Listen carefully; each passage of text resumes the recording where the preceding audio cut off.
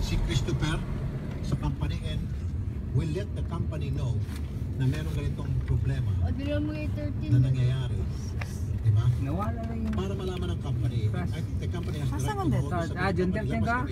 Pero the company sooner or later will be affected. Wait. Because kapag nagkadimandahan na, etong si Christopher, maya, mag-a-absent to, mag-a-attend ng hearing. So why are you always absent? O bakit pala itong problemado, hindi ka nakapag-perform? Because may problemang legal. Sige, go then. The company should know. Ito, opisina ni Christopher. Magandang hapon po. Hello? Diretso dan. Ano pa?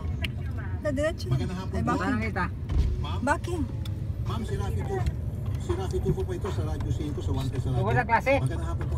Ma'am, sino po sila? Tugod na klase? 19? Oh, 19 lagi. Oh, 19 lagi. Yung kamato sa Danag. uwagod. Ay, nag-block ko. Wala na lagi si Kuan dito. Ma'am, andyan ba si Mr. Christopher Consolhi? Wala po siya. Okay, Ay, pwede ho ba classmate man ko ni Gangsing Sa muna ako. ang Lagan? Acting Supervisor Manager ni Mr. Consolhi? Kanada. Mame, kay gapon sa na balay. Sa Radyo 5. Kaya mame, kay gapon sa na. Uy, na-baptist na niya. Pwede Nag-baking makausap? na rin. Kaya malakaw naman ta. Hello po? Kaya mabalik ko ato po. Ay, nag-block. Hello po? Mukhang ayaw din magputo eh. Hello po, good afternoon. Ma'am, si Rafi Tulfo po ito sa Radyo 5 sa Wanted sa Radyo. Pwede mo Taro nga akong vlog din. Pinapalpak na akong vlog si din. Mr. Christopher Consolhi. Kung wala ho siya, pwede makausap yung kanyang immediate supervisor o manager or yung HR po ninyo. Diretso din. Ay, papansin din. Andito ho kasi ang Mrs. ni Christopher, si Miss Mary Jane, at andito rin po si Mr. Walawan ko na niya ba? Sinamahan po ni Mr. Christopher. This is kind of complicated na kaso na sana po gusto sana namin makausap si Mr.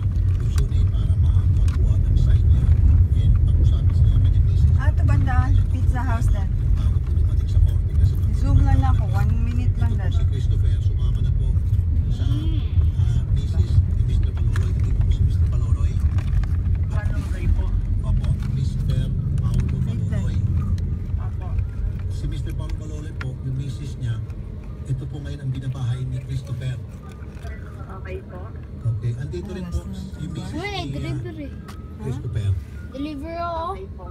Ang kama, mami. Red iPhone. Mahal naman doon. Mami, oh, mahal. Ikaw po sa HR. 270 pesos. Sir, Anong pangalan niyo po, ma'am? Okay, let's go then. HR department po. Rona. Ano po ang tingin ko, ma'am? Rona? Sorry po? Rona, ano po? Sa HR? Apo. Okay. Miss Rona, nasa field ngayon si Christopher. Opo, nag-area po kasi sila dahil oras po ng trabaho